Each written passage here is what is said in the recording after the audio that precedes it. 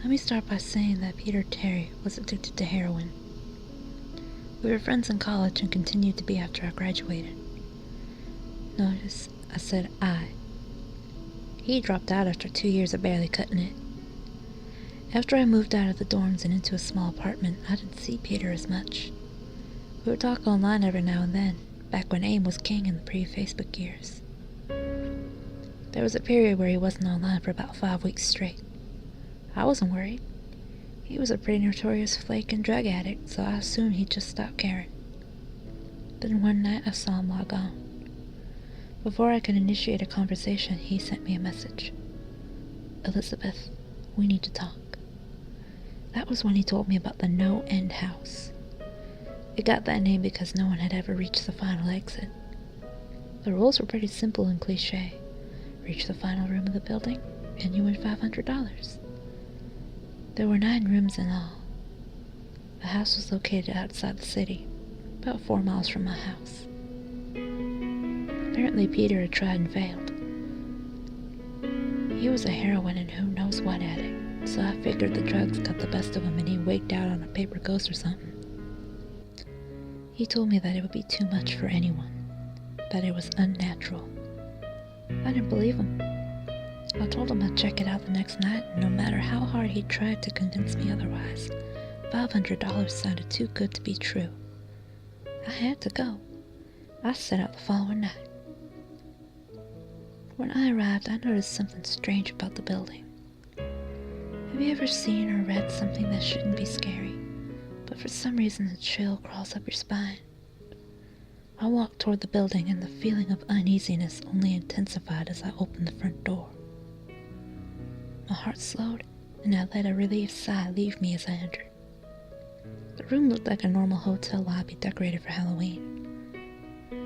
A sign was posted in place of a worker. It read, "Room 1 this way, 8 more to follow. Reach the end, and you win." I chuckled and made my way to the first door. The first area was almost laughable. The decor resembled the Halloween aisle of a Kmart, complete with sheet ghosts and animatronic zombies that gave a static growl when you passed by.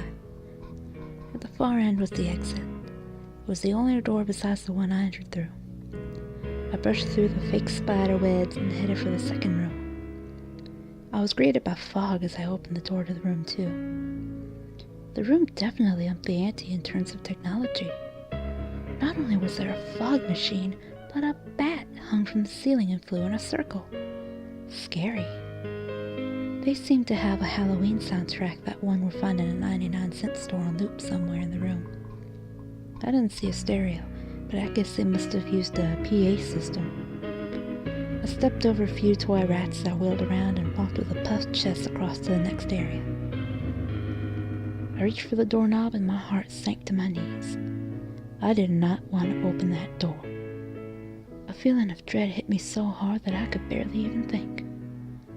Logic overtook me after a few terrified moments, and I shook it off and entered the next room. Now room 3 is where things began to change. On the surface it looked like a normal room. There was a chair in the middle of the wood paneled floor. A single lamp in the corner did a poor job of lighting the area, casting a few shadows across the floor and walls. That was the problem. Shadows. Plural. With the exception of the chairs, there were others. I barely walked in the door and I was already terrified. It was at that moment I knew something wasn't right. I didn't even think as I automatically tried to open the door I came through, but it was locked from the other side.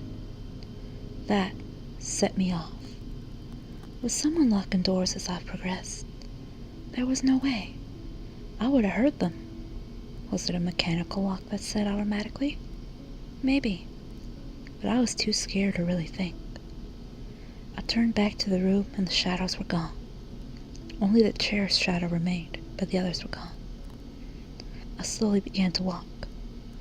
I used to hallucinate as a kid, so I wrote off the shadows as just a figment of my imagination.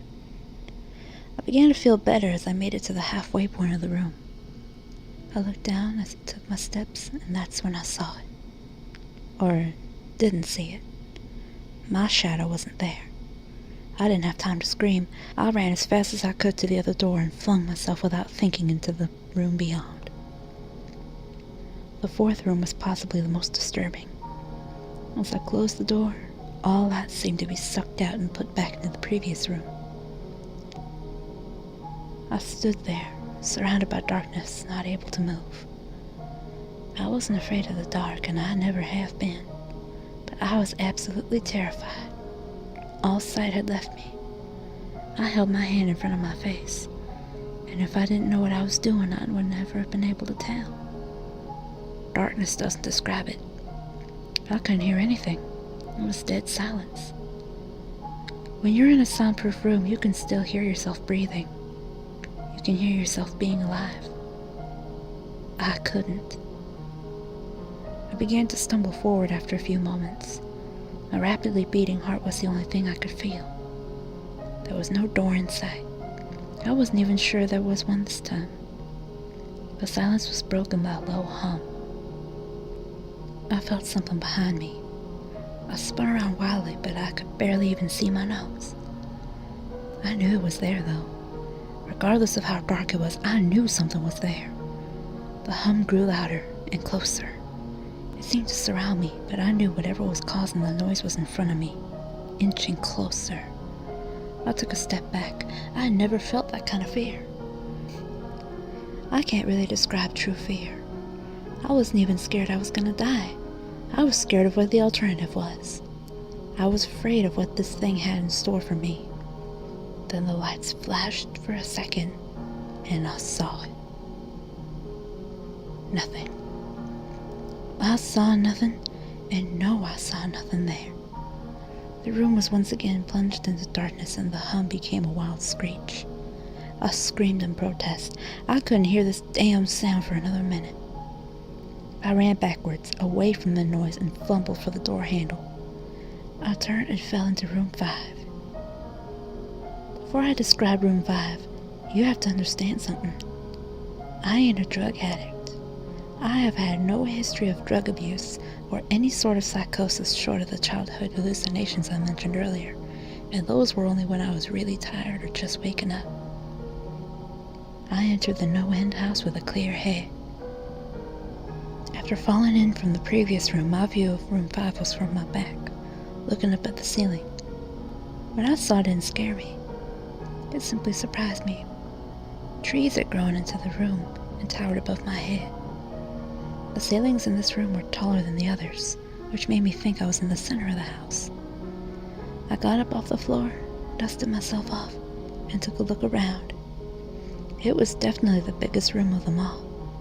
I couldn't even see the door from where I was. Various brush and trees must have blocked my line of sight with the exit.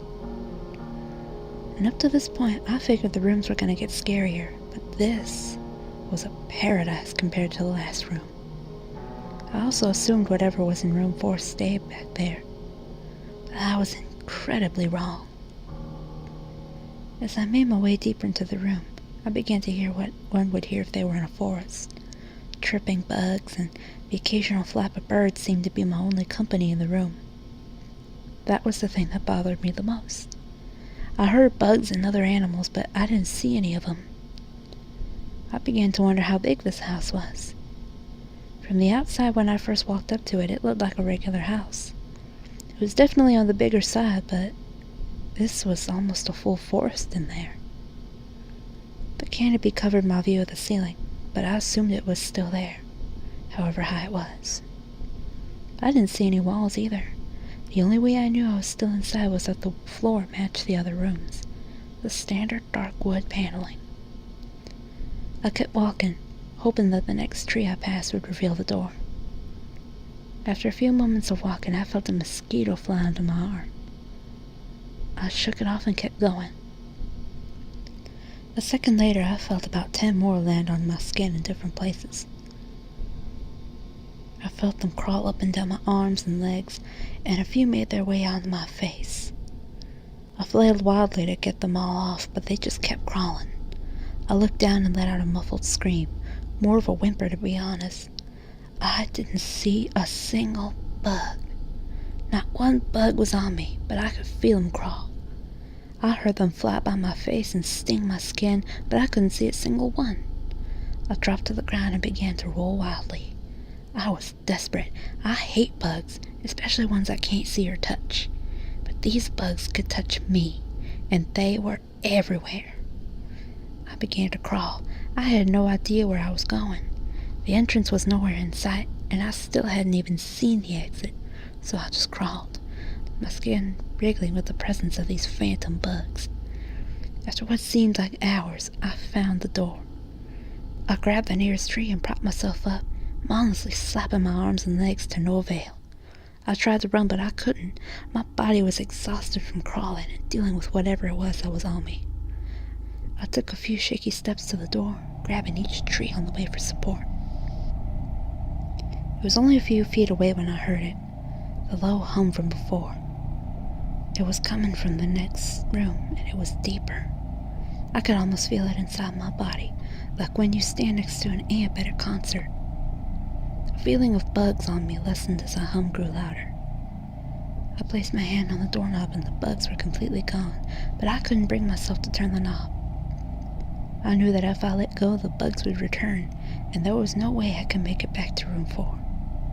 I just stood there, my hand pressed against the door marked 6, and my hand shakily grasping the knob. The hum was so loud I couldn't even hear myself pretend to think. There was nothing I could do but move on. Room 6 was next, and room 6 was hell. I closed the door behind me, my eyes held shut and my ears ringing. The hum was surrounding me. As the door clicked into place, the hum was gone. I opened my eyes in surprise, and the door I had shut was gone. It was just a wall now. I looked around in shock. The room was identical to room 3, the same chair and lamp, but with the correct amount of shadows this time. The only real difference was there was no exit door, and the one I came in through was gone. Now, as I said before, I had no previous issues in terms of mental instability, but at that moment, I fell into what I now know was insanity. I didn't scream. I didn't make a sound. At first, I scratched softly. The wall was tough, but I knew the door was there somewhere. I just knew it was. I scratched at the doorway. I scratched at where the doorknob was. I clawed at the wall frantically with both hands. My nails were filed down to the skin against the wood. I fell silently to my knees. The only sound in the room was the incessant scratching against the wall. I knew it was there. The door was there. I knew it was there. I knew if I could get past this wall. Are you alright? I jumped off the ground and spun in one motion. I leaned against the wall behind me and saw what spoke to me. To this day I regret ever turning around. There was a little girl. She was wearing a soft white dress that went down to her ankles. She had long blonde hair to the middle of her back and white skin and blue eyes. She was the most frightening thing I had ever seen, and I know that nothing in my life will be as unnerving as what I saw in her. Where she stood, I saw what looked like a man's body, only larger than normal and covered in hair. He was naked from head to toe, but his head was not human and his toes were hooves. It wasn't the devil, but at that moment it might as well have been. The form had the head of a ram and the snout of a wolf. It was horrifying, and it was synonymous with the little girl in front of me. They were the same form. I can't really describe it, but I saw them at the same time. They shared the same spot in that room, but it was like looking at 2 separate dimensions. When I saw the girl, I saw the form. And when I saw the form, I saw the girl. I couldn't speak. I could barely even see. My mind was revolting against what it was attempting to process.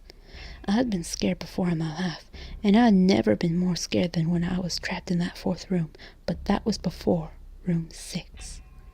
I just stood there, staring at whatever it was that spoke to me. There was no exit. I was trapped in here with it.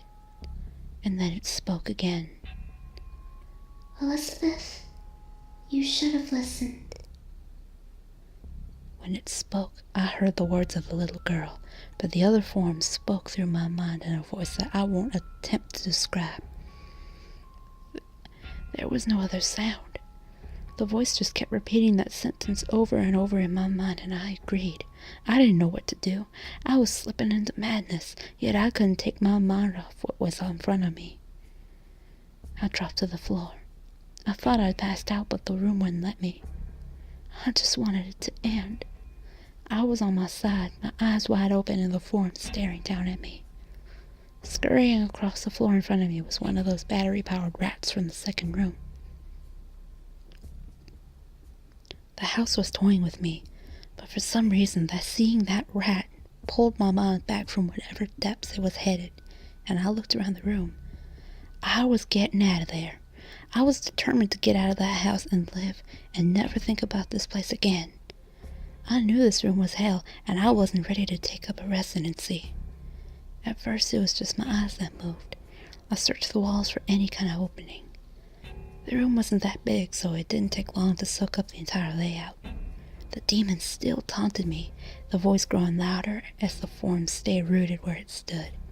I placed my hand on the floor, lifted myself up onto all fours, and turned to scan the wall behind me. Then I saw something I couldn't believe. The form was right at my back, whispering into my mind how I shouldn't have come. I felt its breath on the back of my neck, but I refused to turn around. A large rectangle was scratched into the wood, with a small dent chipped away at the center of it. Right in front of my eyes was the large 7 I had mindlessly etched into the wall. I knew what it was. Room 7 was just beyond that wall where room 5 was moments ago. I don't know how I had done it. Maybe it was just my state of mind at the time, but I had created the door. I knew I had. In my madness, I had scratched into the wall what I needed the most: an exit to the next room. Room 7 was close. I knew the demon was right behind me, but for some reason it couldn't touch me. I closed my eyes and placed both hands on the large 7 in front of me. I pushed as hard as I could. The demon was now screaming in my ear. It told me I was never leaving. It told me that this was the end, but I wasn't gonna die. I was gonna live there in room 6 with it. I wasn't. I pushed and screamed at the top of my lungs. I knew I was gonna push through the wall eventually. I clenched my eyes shut and I screamed, and the demon was gone. I was left in silence. I turned around slowly and was greeted by the room as it was just as I entered, with just a chair and a lamp. I couldn't believe it, but I didn't have time to well. I turned back to the 7 and jumped back slightly. I saw it was a door, but it wasn't the one I'd scratched in, but a regular door with a large 7 on it. My whole body was shaking. It took me a while to turn the knob. I just stood there for a while staring at the door. I couldn't stand in room 6. I couldn't, but if this was only room 6, I couldn't imagine what 7 had in store. I must have stood there for about an hour, just staring at the 7. Finally, with a deep breath, I twisted the knob and opened the door to room 7. I stumbled through the door, mentally exhausted and physically weak. The door behind me closed and I realized where I was. I was outside.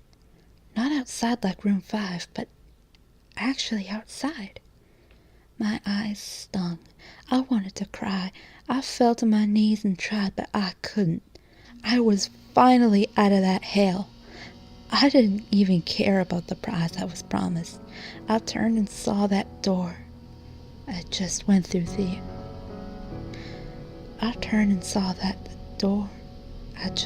was the entrance. I walked to my car and drove home, thinking about how nice a shower sounded. As I pulled up to my house, I felt uneasy. The joy of leaving NoEnd house had faded, and dread was slowly building in my stomach. I shook it off as residual from the house and made my way up to the front door. I entered and immediately went up to my room. There on my bed was my cat, Baskerville. He was the first living thing I'd seen all night, and I reached out to pet him. He hissed and swiped at my hand. I recoiled in shock, as he never acted like that. I thought, whatever, he's an old cat. I jumped in the shower and got ready for what I was expecting to be a sleepless night.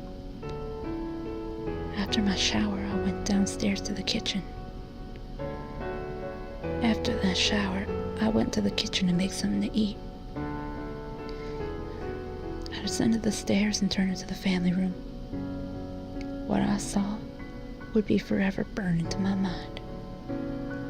My parents were lying on the ground, naked and covered in blood. They were mutilated to near unidentifiable states. Their limbs were removed and placed next to their bodies, and their heads were placed on their chests facing me. The most unsettling part was their expressions. They were smiling, as though they were happy to see me. I vomited and sobbed there in the family room. I didn't know what had happened. They didn't even live with me at the time. I was a mess. Then I saw it. A door that was never there before. A door with a large 8 scrawled on it in blood. I was still in the house. I was standing in my family room, but I was in room 7. The faces of my parents smiled wider as I realized this. They weren't my parents. They couldn't be, but they looked exactly like them. The door marked 8 was across the room, behind the mutilated bodies in front of me. I knew I had to move on, but at that moment, I gave up. The smiling faces tore into my mind. They grounded me where I stood. I vomited again and nearly collapsed. Then the hum returned. It was louder than ever, and it filled the house and shook the walls. The hum compelled me to walk. I began to walk slowly, making my way closer to the door and the bodies. I could barely stand, let alone walk, and the closer I got to my parents, the closer I came to suicide. The walls were now shaking so hard that it seemed as though they were going to crumble, but the faces smiled at me. As I inched closer, their eyes followed me. I was now between the 2 bodies, a few feet away from the door. The dismembered hands clawed their way across the carpet towards me. All the while, the faces continued to stare. New terror washed over me, and I walked faster. I didn't want to hear him speak. I didn't want the voices to match those of my parents. They began to open their mouths, and their hands were inches from my feet. In a dash of desperation, I lunged to the door, threw it open, and slammed it behind me. Room 8. I was done. After what I had experienced, I knew there wasn't anything else this damn house could throw at me that I couldn't live through. There was nothing short of the fires of hell that I was ready for. Unfortunately, I underestimated the abilities of NoEnd House. Unfortunately, things got more disturbing, more terrifying, and more unspeakable in room 8. I still have trouble believing in what I saw in room 8. Again, the room was a carbon copy of rooms 3 and 6, but sitting in the usually empty chair was a woman. After a few seconds of disbelief, my mind accepted the fact that the woman sitting in the chair was me. Not someone that looked like me. It was Elizabeth Marie Carlton. I walked closer. I had to get a better look at it, even though I was sure of it. She looked up at me and I noticed tears in her eyes. Please. Please don't do it. Please don't hurt me. What? I asked. Who are you? I'm not gonna hurt you. Yes, you are. She was sobbing now. You're gonna hurt me and I don't want you to. She sat in the chair with her legs up and began rocking back and forth. It was pretty pathetic looking, especially since she was me, identical in every way. Listen, who are you? I was now only a few feet from my doppelganger. It was the weirdest experience yet, standing there talking to myself. I wasn't scared, but I would be soon. Why are you? You're gonna hurt me. You're gonna hurt me. You're gonna hurt me. If you want to live, you're gonna hurt me. Why are you saying this? Just calm down, alright? Let's try and figure this. And then I saw it. The Elizabeth sitting down was wearing the same clothes as me, except for a small red patch on her dress, embroidered with the number 9. You're gonna hurt me. You're gonna hurt me. Don't. Please, you're gonna hurt me. My eyes didn't leave the small number on her chest. I knew exactly what it was. The first few doors were plain and simple, but after a while they got more ambiguous. 7 was scratched into the wall, but by my own hands. 8 was marked in blood above the bodies of my parents, but 9, this number was on a person, a living person, but still it was on a person that looked exactly like me. Elizabeth, I had to ask. Yes. You're gonna hurt me. You're gonna hurt me. You're gonna hurt me. She continued to sob and rock. She answered to Elizabeth. She was me, right down to the voice. But that 9, I paced around for a few minutes while she sobbed in the chair. The room had no door, and similarly to room 6, the door I had come through was gone. For some reason, I assumed that scratching would get me nowhere this time. I studied the walls and the floor around the chair, sticking my head underneath and seeing if anything was below. Unfortunately, there was. Below the chair was a knife. Attached was a tag that read, "To Elizabeth, from management." The feeling in my stomach as I read that tag was something sinister. I wanted to throw up, and the last thing I wanted to do was remove that knife from under the chair. The other Elizabeth was still sobbing uncontrollably. My mind was spinning into the attic of unanswerable questions. Who put this here, and how did they get my name? Not to mention the fact that as I knelt on the cold wood floor, I also sat in that chair, sobbing in protest of being hurt by myself. It was all too much to process. The house and management had been playing me this whole time. My thoughts for some reason turned to Peter and whether or not he got this far. If he did, he met a Peter Terry sobbing in this very chair, rocking back and forth. I shook those thoughts out of my head. They didn't matter. I took the knife from under the chair, and immediately the other Elizabeth went quiet. "Elizabeth," she said in my voice, "what do you think you're gonna do?" I lifted myself from the ground and clenched the knife in my hand. "I'm gonna get out of here." Elizabeth was still sitting in the chair, though she was very calm now. She looked at me with a slight grin. I couldn't tell if she was going to laugh or strangle me. Slowly she got up from the chair and stood, facing me. Her height and even the way she stood matched mine. I felt the rubber hilt of the knife in my hand and I gripped it tighter. I didn't know what I was planning on doing with it, but I had a feeling I was going to need it. "Now," her voice was slightly deeper than my own, "I'm gonna hurt you. I'm gonna hurt you, and I'm gonna keep you here." I didn't respond. I just lunged and tackled her to the ground. I had mounted her and looked down, knife poised and ready. She looked up at me, terrified. It was like I was looking in the mirror. Then the hum returned, low and distant, though I still felt it deep in my body. Elizabeth looked up at me as I looked down at myself. The hum was getting louder, and I felt something inside me snap. With one motion, I slammed the knife into the patch on her chest and ripped down. Blackness fell upon the room, and I was falling. The darkness around me was nothing like I had experienced up to that point. Room 4 was dark, but it didn't come close to what was completely engulfing me.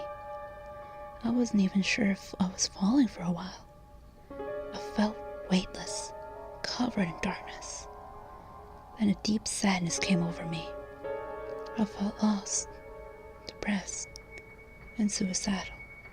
The sight of my parents entered my mind. I knew it wasn't real, but I had seen it. and the mind has trouble differentiating between what's real and what isn't. The sadness only deepened. I was in room 9 for what seemed like days, the final room, and that's exactly what it was. The end. NoEnd house had an end, and I had reached it. At that moment, I gave up. I knew that I would be in that in-between state forever, accompanied by nothing but darkness. Not even the hum was there to keep me sane. I'd lost all senses. I couldn't feel myself. I couldn't hear anything. Sight was completely useless here. I searched for a taste in my mouth and found nothing. I felt disembodied and completely lost. I knew where I was. This was hell. Room 9 was hell. Then it happened. A light. One of them stereotypical lights at the end of the tunnel. I felt ground come up from below me, and I was standing. After a moment or two of gathering my thoughts and senses, I slowly walked toward the light. As I approached it, it took form. It was a vertical slit down the side of an unmarked door. I slowly walked to the door and found myself back where I started, the lobby of the NoEnd house. It was exactly how I left it. Still empty. Still decorated with the childish Halloween decorations. After everything that had happened that night, I was still wary of where I was. After a few moments of normalcy, I looked around the place trying to find anything different. On the desk was a plain white envelope with my name handwritten on it. Immensely curious but still cautious, I mustered up the courage to open up the envelope. Inside was a letter, again handwritten. Elizabeth Marie Carlton, congratulations! You made it to the end of NoEnd house. Please accept this prize as a token of great achievement. Yours forever, Management. With the letter were 5 $100 bills. I couldn't stop laughing. I laughed for what seemed like hours. I laughed as I walked out to my car and laughed as I drove home. I laughed as I pulled into the driveway. I laughed as I opened my front door to my house and laughed as I saw the small 10 etched into the wood.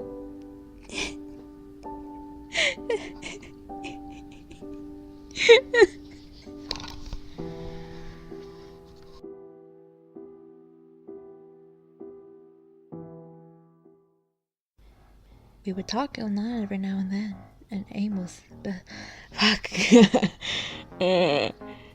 My heart slowed and I let it really. Why can't I talk? It read. What did it read? I was greeted by fog as I am. Decorum. Oh, excuse me, that was not ladylike. It was at that moment I knew something wasn't right. It was at this moment Elizabeth knew. She fucked up. The decorum assembled the... I can't really describe... After a few moments of walking, I felt a mosquito fly onto my arm. I shook it off and kept going. Yeet, yeet, skeeter. Grabbing each tree on the way for support. Gas bubble. The room had no door, and similarly, I can't talk. I searched for a taste in my mouth and found nothing. Excuse me again. Oh,